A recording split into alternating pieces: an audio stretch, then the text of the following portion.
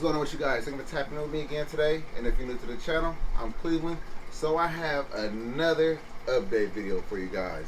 I'm talking about the 37 gallon that I have right here on the side of me. Just converted those guys from a 20 gallon tall to a 37 gallon right here.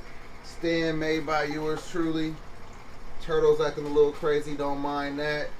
But since the last video, the only new addition I added into the tank was this long tip anemone right here. But let's go ahead and talk about the stocking and talk about what we have going on with this and talk about our future plans with this tank.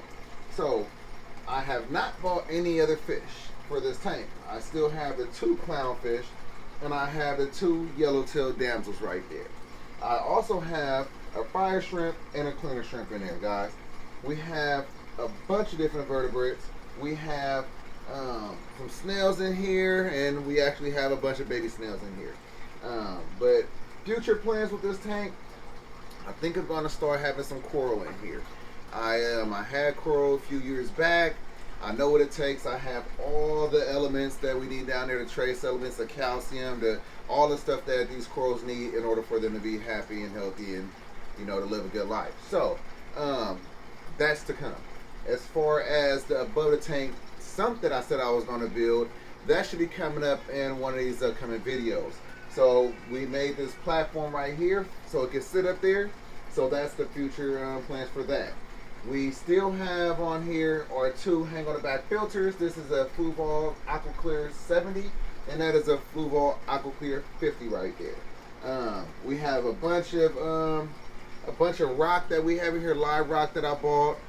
Which came with some Aptasia. I actually like the Aptasia. I know most people might you either don't know what it is or you may not like it. If I had a bunch of corals, I probably wouldn't like it. So when I get my corals, I don't know how I'm going to adjust to that. But right now it's not really that bad. But as you know, Aptasia multiply very quickly. But so for those of you that don't know what Aptasia is, like I just indicated, it's a nuisance anemone. So they get pretty big. They turn brown. They start off like a translucent color, you know, but then they wind up getting a little brown, and they sting things. So if you have coral, it'll sting your corals and things like that. But again, right now I don't have no coral, so I'm fine with them. There's ways of managing those guys that you could either use fish, you could use some hermit crabs maybe. I would not go and use like I've tried different ways. I bought medications that you use to feed them, actually kills them. I've tried like lemon juice. You could put a little lemon juice in the syringe and try to feed it. I don't recommend that. The way that I've always been able to manage my Aptasia, period, ever, is getting a fish for it.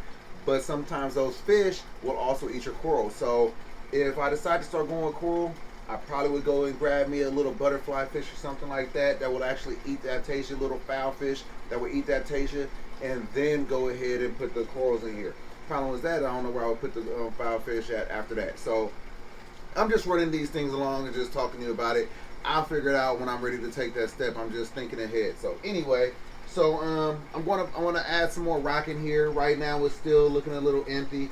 I mean, that's great, you know, for maintenance and things like that, but I want to build the rock structure up a little bit more, especially if I plan on putting corals in here so I could get them a little closer to the light. I will definitely change out these lights. That's something that's been on hold. And I'm going to add a hang on the back protein skimmer. So, you know, you could get like the BioCube ones. You could get the larger ones. I'm just going to order one on Amazon. And when I decide to order one, I make sure that I'll show you which one I'm ordering. And I'm also going to provide you with the link just in case you have a similar setup and you want to do the same thing yourself. But other than that, got the 3 mangrove plants in here growing. They're getting really tall. So, I mean, they start off very short. Obviously, they're not going to grow too much in the water, but once they break that water, they're going to start, you know, producing leaves and things like that. But right now, they're doing their job. I love the way that looks. And if you look a little closely, so our clownfish has actually recently been hosting the anemone a little bit. It does it more so when the lights are off, which is kind of funny. But nonetheless, one of them do host the anemone. I don't know which one it is. I don't know if it's the male or the female. I would say the female is the bigger of the 2, so I would say that's actually the female right there. So it's the female because if you look, you could have just seen the female right there, kind of going next to it or going on it. So the female has started hosting the anemone, which is really good. I fed the anemone once. You don't have to feed them that often. Online, they say maybe feeding them once a month. And as you can see, it's going right there and then into the anemone right there. So that's pretty cool. But yeah, pretty basic setup. I built the stand myself, and if you go in a little close, that is an aptasia right there. Right there, yes, right there, babe. Yeah, down. Yep, that right there. It does turn brown. You know, usually it will be a problem if you have corals, like I said. And we also have a little starfish. You can see the little legs. There we go. The legs poking out right there. Those are all things that actually came in the live rock. So the live rock do come with hosts, pests, whatever you want to call them. But since this is a very low tech and basic tank, and I don't have a gang of coral in here, I'm not upset. I'm not upset by it at all. I actually think it's pretty cool. I like seeing the things that's growing and coming up out the little crevices and things like that. I think it's pretty dope. So you might not, and if you don't want pests, they do have things that you could, you know, dip your rocks in. You know, even if you buy corals or anemones, they have like anemone dips, coral dips, and things like that. So you don't bring those hosts into your tank. But again, I'm not bothered by that. You know, so anyway, that's about it, guys. I mean, I'll run a little montage for you guys so you can, you know, just enjoy the tank and see the different elements of the tank without me over here talking. But that's it. So don't forget to like, comment, subscribe, hit that notification bell. Follow me on Instagram at The Fish Corner. Follow my Facebook page, The Fish Corner.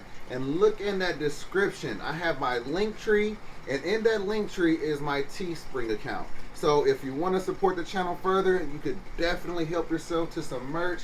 But nonetheless, I do appreciate you guys watching. I definitely appreciate your support. And until next time, guys, peace.